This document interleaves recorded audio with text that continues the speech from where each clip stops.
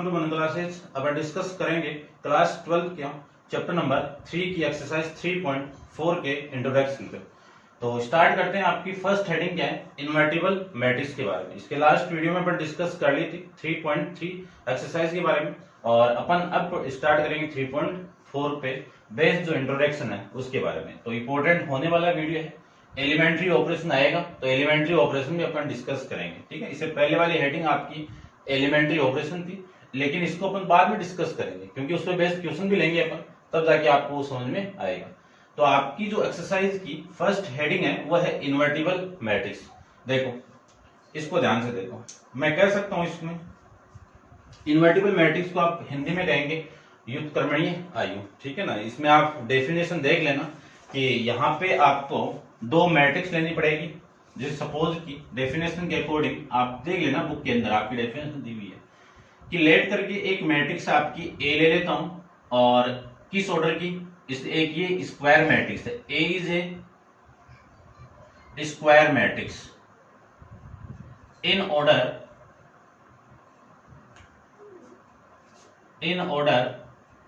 M, और B भी यदि इसका इनवर्स एग्जिस्ट करता है तो आपको बी एक मैट्रिक्स लेनी पड़ेगी। वो भी क्या है? Square matrix in order M. आई बात समझ? स्क्वायर मैट्रिक्स है ये, यहां पे आप मैट्रिक्स लिख देना। आई बात समझ? तब यदि इन दोनों का मल्टीप्लाई आइडेंटिटी मैट्रिक्स आ जाए तो मैं कह सकता हूं ये दोनों आपस में क्या होंगे? आपस में इन्वर्टिबल होंगे। यदि इन्वर्टिबल है तो मैं लिख सकता हूं ए इज, या फिर ऐसे लिख दो बी इज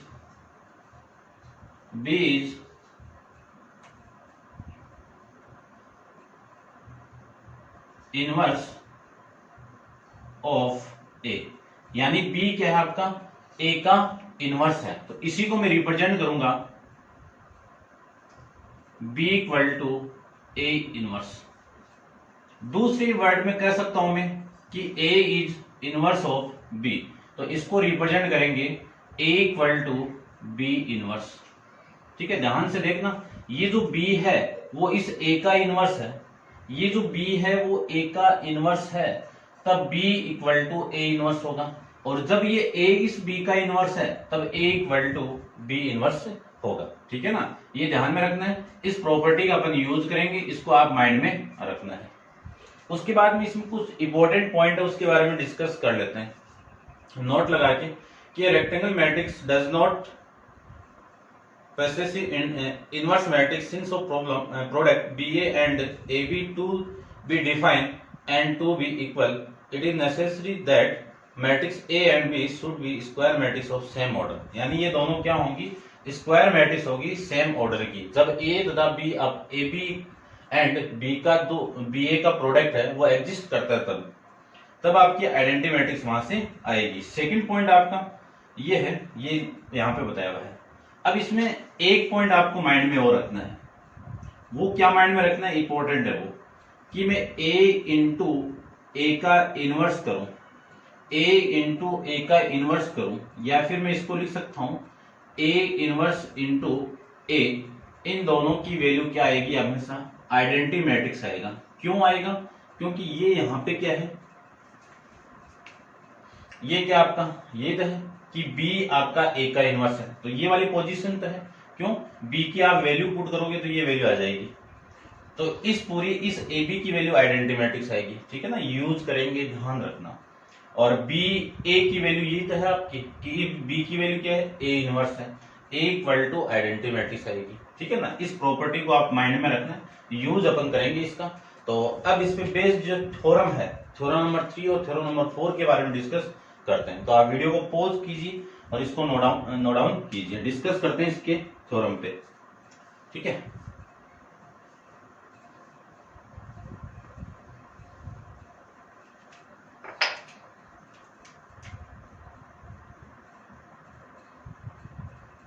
थ्योरम 3 पर में कह सकते हो आप। थ्योरम नंबर 3 के अंदर आपको इसको कहते हैं यूनिकनेस ऑफ इनवर्स, कि व्युत्क्रम का अद्वितीय मान, ठीक है, व्युत्क्रम का अद्वितीय मान आप लिख देना, आपकी बुक में गिवन है, ठीक है। थ्योरम नंबर 3 को यूनिकनेस ऑफ इनवर्स कहेंगे, हिंदी में कह सकता हूं इसको व्युत्क्रम आयु का अद्वितीयता, ठीक है। अब इसमें गिवन है कि इनवर्स ऑफ स्क्वायर मैट्रिक्स, क्या बोला है कि किसी स्क्वायर मैट्रिक्स का इनवर्स जब एग्जिस्ट करता है तब उसका सॉल्यूशन क्या होगा, यूनिक होगा, ठीक है ना। तो इसको अपन प्रूव करेंगे, और प्रूव कैसे करेंगे, इसमें देखो गिवन है प्रूफ के अंदर कि let A equal to B a square matrix of order M if possible, कि एक मैट्रिक्स आपको गिवन है किस ऑर्डर की है, वो स्क्वायर मैट्रिक्स और किस ऑर्डर की है, एम ऑर्डर की। यदि ये संभव है तब आपको B and C two inverse of A, यानी आपको एक मैट्रिक्स दी हुई है ए और वो क्या है, is a square matrix of order M. यदि इस मैट्रिक्स का जब इनवर्स एग्जिस्ट करता है तो इसकी जो दो मैट्रिक्स में ले लेता हूं, वो आपको बी और सी गिवन है यहाँ पे, तो let B and C are two inverse of A, यानी इस ए के इनवर्स क्या क्या है, इनवर्स ऑफ ए, ठीक है ना। तो इस ए के इनवर्स क्या क्या है, बी एंड सी, ये दो मैट्रिक्स आपकी बुक में है, आप लिख देना। इसको प्रूफ कैसे करेंगे वो अपन डिस्कस करते हैं। देखो सबसे पहले मैं बात करूं कि B is the inverse of A, B is A inverse of A, यानी B किसका इनवर्स है, A का इनवर्स है। तब यहां से जो कंडीशन मिलेगी आपको वो मिलेगी AB equal to BA equal to I मिलेगी, अभी डिस्कस किया था अपन। फिर मैं बात करूं कि C is inverse of A, यानी जब C A का इनवर्स है तब क्या कंडीशन मिलेगी आपको, AC equal to CA equal to I। देखो इन दोनों का सीधा मल्टीप्लाई और उल्टा मल्टीप्लाई, यदि आइडेंटिटी मैट्रिक्स आती है तब C आपका किसका इनवर्स होगा, A का इनवर्स होगा, ठीक है। ये आपकी दो इक्वेशन मिल जाएगी यहां से आपको, ये इक्वेशन नंबर फर्स्ट और ये इक्वेशन नंबर सेकंड। इतनी बात समझ में आ गई। जब इस A का इनवर्स ये है और इस A का इनवर्स ये है, तब ये दोनों इक्वेशन मिलने के बाद में अगले ने बोला है कि A is the square matrix of order m, तब इस A के ये दोनों इनवर्स है, तब आपको इस A का जो, यानी जो आपका एग्जिस्ट करती है इसकी क्या, इसका इनवर्स एग्जिस्ट करता है, तो इसका सॉल्यूशन क्या आएगा, यूनिक आएगा। तो इसका सॉल्यूशन किसके इक्वल आएगा कि B वाली जो मैट्रिक्स है वो आपस में क्या होगी, C के इक्वल होगी। ये एक्चुअली के अंदर आपको प्रूव करके निकालना है, ठीक है। अब इसको प्रूव कैसे करेंगे, देखो B की वैल्यू, इस B को मैं इसके किसी आइडेंटिटी मैट्रिक्स के इक्वल लिख सकता हूं ना, क्योंकि किसी मैट्रिक्स को आप आइडेंटिटी मैट्रिक्स से मल्टीप्लाई करोगे तो वही मैट्रिक्स आ जाएगी वापस, ठीक है। अब मैं इस B की जगह C लाना, यानी इस B की वैल्यू C की इक्वल पुट करना है, तो इस पूरे की वैल्यू इक्वेशन नंबर सेकंड से AC लिख सकता हूं। तो AC इंटू ये हो जाएगा आपका, ठीक है, ये B लीजिए, ठीक है। अब देखो इस पूरे को मैं एक साथ लिखिए, या फिर ऐसे कर दो, आप ऐसे कर दो, देखो CA पुट कर दो, CA, क्योंकि यहां पे आप इसको ऐसे भी लिख सकते हो ना BI, तो CA इसकी जगह पुट करो तो आप CA पुट कर दो तो ये AB आ जाएगा, और इसकी जगह आप पुट करो तो B को मैं AC पुट कर सकता हूं, ठीक है। बात एक ही है। अब अपन जानते हैं कि इस पूरे की वैल्यू क्या, आइडेंटिटी मैट्रिक्स है, और इस पूरे की वैल्यू क्या है, एक आइडेंटिटी मैट्रिक्स है, इक्वेशन नंबर फर्स्ट से। तो B इक्वल टू ये C into I equal to I into C लिख सकते हैं। इसी को मैं ये भी लिख सकता हूं कि B equal to C into I की वैल्यू कितनी है आपकी, C, यहां से भी C आएगा, तो ये केस आपका यहां से आ जाएगा। तो एक यदि किसी एक मैट्रिक्स का इन्वर्टिबल पॉसिबल है, तब इस A का सॉल्यूशन क्या आएगा, यूनिक सॉल्यूशन आएगा, और वो दोनों आपस में क्या होंगे, इनवर्स। देखो ये दोनों जो B और C क्या है, इस A का इनवर्स ही है, तब ये दोनों वैल्यू आपस में क्या होगी, इक्वल होगी। ठीक है ना, इतना आपको इस क्वेश्चन के अंदर करना था। नॉर्मल सी थ्योरम है, एग्जाम में नहीं पूछी जाती कभी भी। अब जो नेक्स्ट थ्योरम है वो अच्छी थ्योरम है, इंपॉर्टेंट है, वो देखो। थ्योरम नंबर 4 के अंदर if A and B are the invertible matrix of same model, कि ए और बी आपकी इन्वर्टिबल मैट्रिक्स है। ठीक है,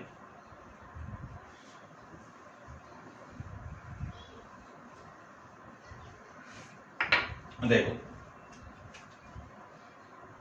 थ्योरम नंबर 4 के अंदर अगले ने बोला है कि A and B are invertible matrix of same order, then A B का इनवर्स इक्वल होगा बी का इनवर्स इंटू ए का इनवर्स। ये आपको एक्चुअल के अंदर आपको प्रूफ करके रिप्रेजेंट करना है। ठीक है, तो इसको करते हैं प्रूफ। देखो इंपॉर्टेंट भी है, आगे देखो इसको डिस्कस करते हैं।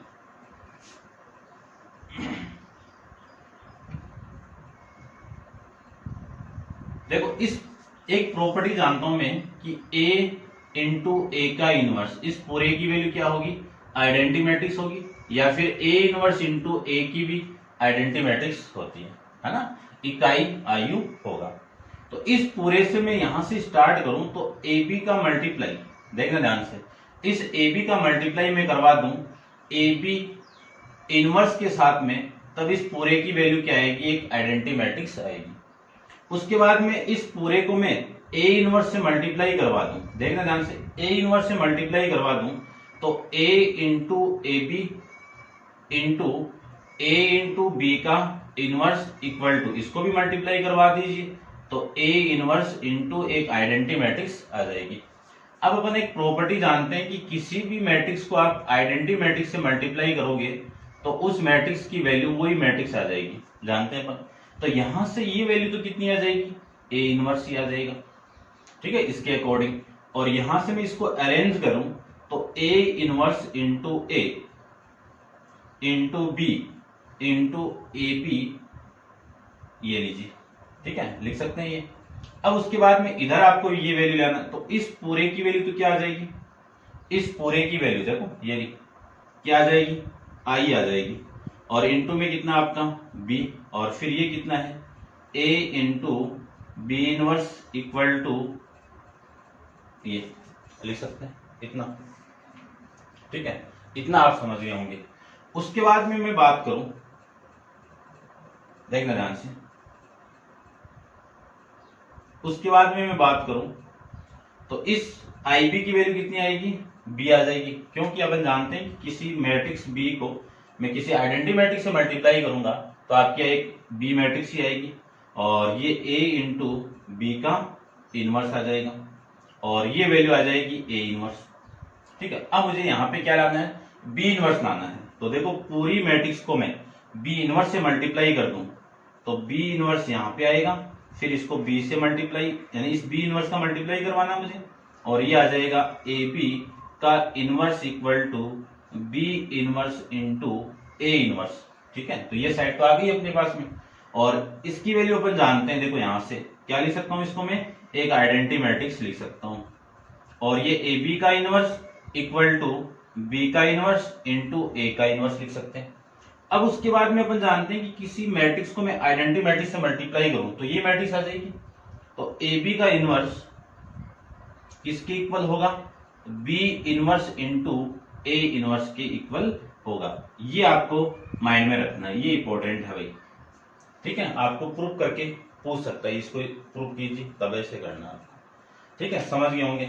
यानी मैंने यहाँ पे सबसे पहले यहाँ पे क्या किया है, इस पोर्शन को मैंने मल्टीप्लाई किया है, मल्टीप्लाई बाई ए इनवर्स, और फिर यहां से वापस मल्टीप्लाई किया मैंने किसके साथ में, बी इनवर्स के साथ में। ठीक है ना, तो इसकी वैल्यू अपन जानते हैं कि किसी आइडेंटिटी मैट्रिक्स को किसी दूसरे मैट्रिक्स से मल्टीप्लाई करो, जैसे यहाँ पे आपकी ए मैट्रिक्स है, इस ए को मैंने आइडेंटिटी मैट्रिक्स से मल्टीप्लाई किया तो ए ही आ जाएगा। यहाँ पे आपका ए बी का इनवर्स को मैंने आइडेंटिटी मैट्रिक्स से मल्टीप्लाई किया तो ए बी इनवर्स ही आ जाएगा। ठीक है, तो ये था आपका थ्योरम, इन्वर्टिबल मैट्रिक्स के बेस थ्योरम। अब अपन एक दूसरी हेडिंग डिस्कस करते हैं, एलिमेंट्री ऑपरेशन के बारे में। तो आप वीडियो पॉज कीजिए और इसको नोट डाउन कीजिए।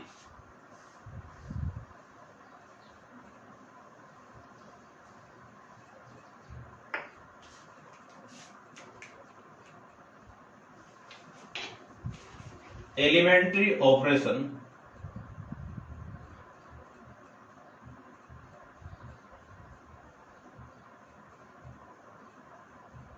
इसी को दूसरे वर्ड में कह सकता हूं मैं ट्रांसफॉर्मेशन।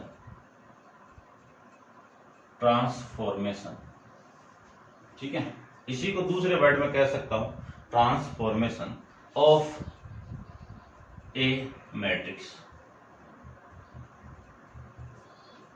ठीक है, एक मैट्रिक्स पर अपन अप्लाई करेंगे एलिमेंट्री ऑपरेशन, ठीक है ना, कि आयु पर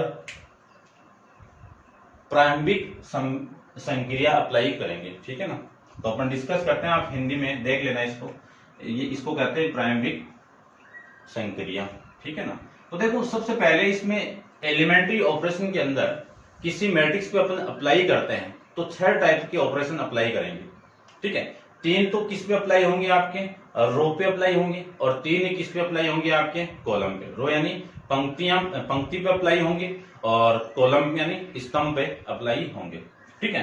तो देखो, मैं फर्स्ट की मैं बात करूं, ठीक है, ये किस पे अप्लाई कर रहे हैं अपन, रो पे।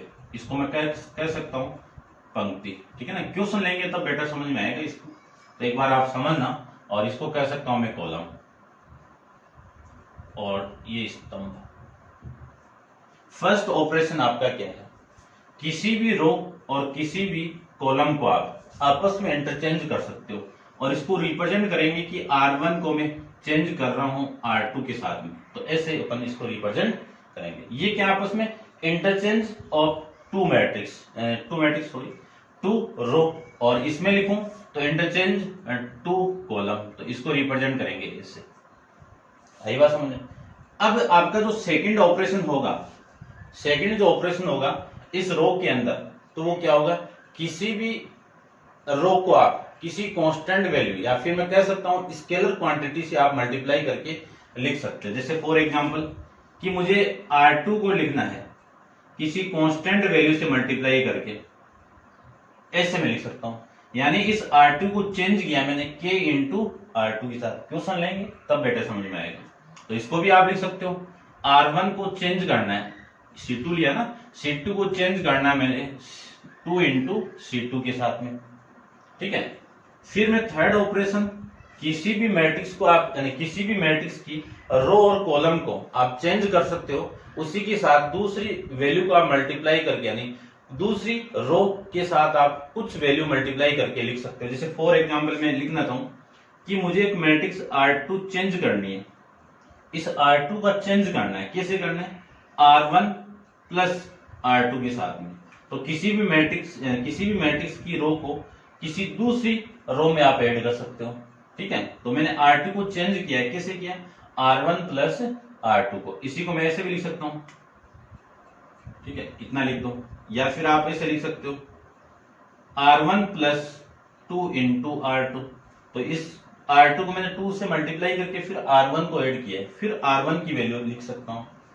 ऐसे ही सेम इसमें लिखना चाहूं तो C2 चेंज कर सकता हूं C1 प्लस C2 के साथ में, और C1 को चेंज कर सकता हूं C1 plus C2 into 2 into C2 के साथ में, ऐसे है। तो ये 3 ऑपरेशन किस पे, आपके रो पे है, और ये 3 ऑपरेशन किस पे, आपके कॉलम में। टोटल ऑपरेशन कितने होंगे, आपके 6 ऑपरेशन होंगे। लेकिन आप किसी क्वेश्चन के अंदर यदि रो वाला ऑपरेशन अप्लाई कर रहे हो तो पूरे क्वेश्चन के अंदर रो वाला अप्लाई करना पड़ेगा, और यदि किसी क्वेश्चन के अंदर आप कॉलम वाला ऑपरेशन अप्लाई कर रहे हो तो पूरे क्वेश्चन के अंदर कॉलम वाला ऑपरेशन आपको अप्लाई करना पड़ेगा, ठीक है ना।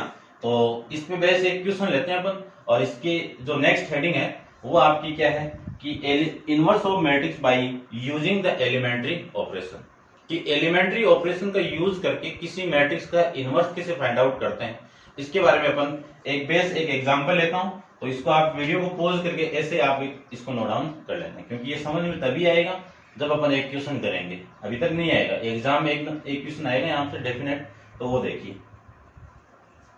एग्जाम्पल लेते हैं, एक्सरसाइज तो अपन बाद में डिस्कस करेंगे। आपकी जो नेक्स्ट हेडिंग है वो है inverse of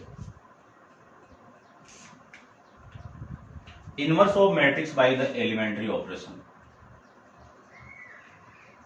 inverse of a matrix by elementary operation. ये आपका किसी भी मैट्रिक्स का इनवर्स मुझे एलिमेंट्री ऑपरेशन से कैसे फाइंड आउट करना है वो अपन डिस्कस करेंगे। तो एक एग्जांपल लेता हूं, आपकी बुक का एग्जांपल है वो देखो। एग्जांपल है 23, by using elementary operation find the inverse of matrix. एक मैट्रिक्स आपकी A इक्वल टू 1 और 2 2 -1, यानी इस मैट्रिक्स का आपको क्या फाइंड आउट करना है, A इनवर्स फाइंड आउट करना है। किसके द्वारा? एलिमेंट्री ऑपरेशन के द्वारा, प्रारंभिक संक्रिया द्वारा आपको क्या फाइंड आउट करना है, इनवर्स मैट्रिक्स फाइंड आउट करना। तो 2 into 2 का अपन डिस्कस करेंगे और 3 into 3 का अपन क्वेश्चन के अंदर डिस्कस करेंगे। ठीक है, एग्जाम में 3 into 3 का आएगा आपके। तो ये था आपका क्वेश्चन, अपन डिस्कस करते हैं इसके बारे में।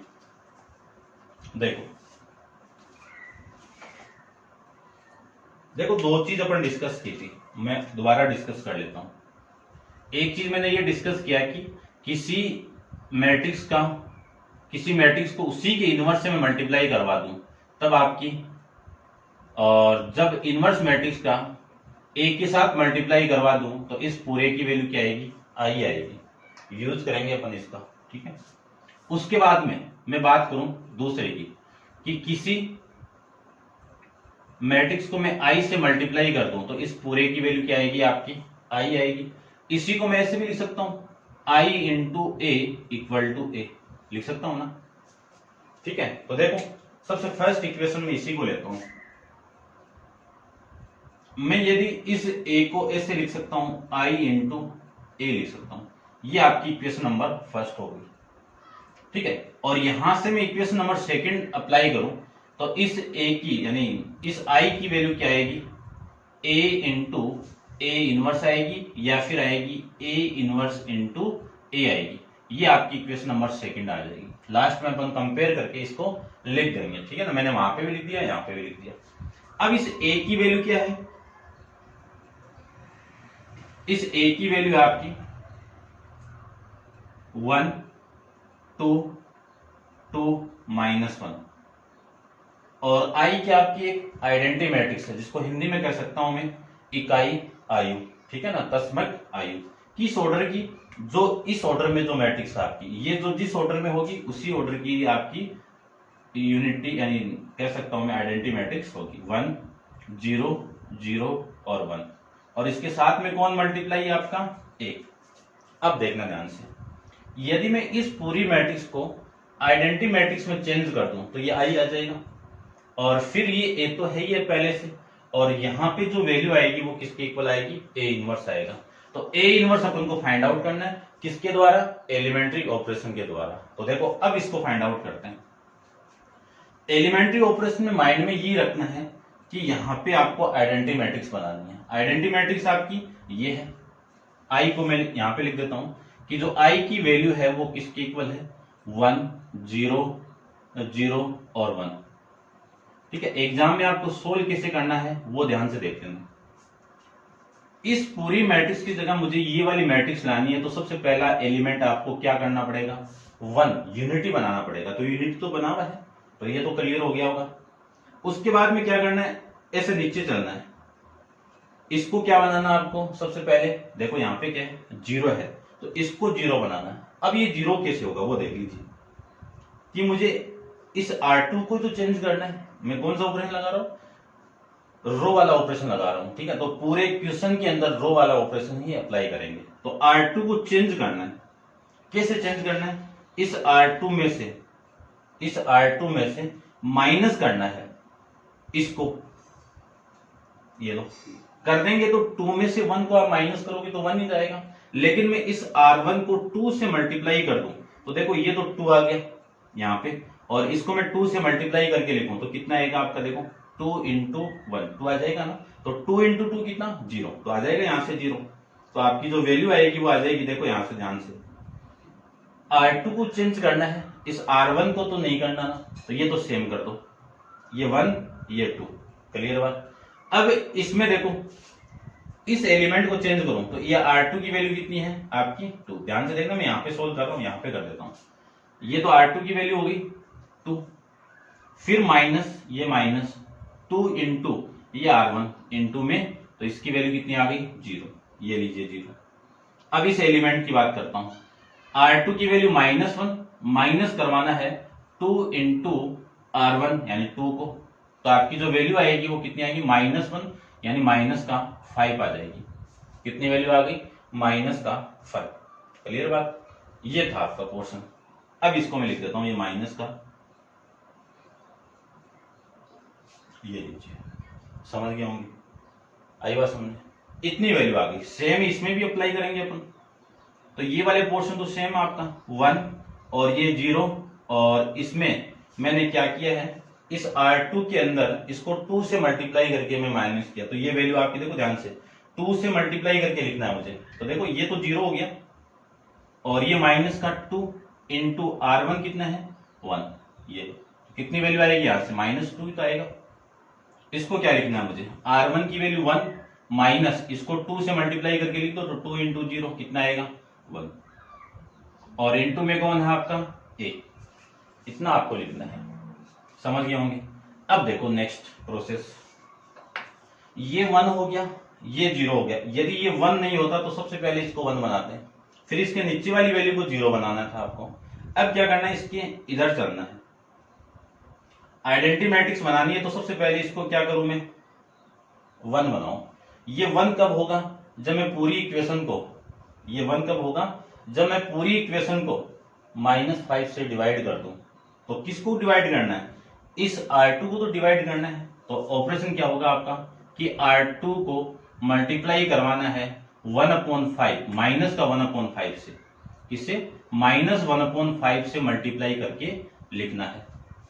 तो देखो क्या लिख देते हैं इसको, इसमें तो कोई चेंजेबल नहीं है आपका, तो 1 और ये 2, फिर 0 को डिवाइड कर दो, 0 को मैं 5 से डिवाइड करूं तो 0 आएगा, इसको -5 से डिवाइड करूं तो वैल्यू आपकी 1 आ गई, इक्वल टू ये सेम आपका फर्स्ट रो, इसको डिवाइड करो -5 से तो कितना आएगा 2/5 आएगा, इसको मैं डिवाइड करूं -5 से तो -1/5 आ जाएगा, और इंटू में कौन है आपका a, इंटू में कौन है a मैट्रिक्स है, ठीक है। तो ये पोर्शन तो हो गया, देखो ये आपका 1 है भाई, ये वाला पोर्शन तो हो गया।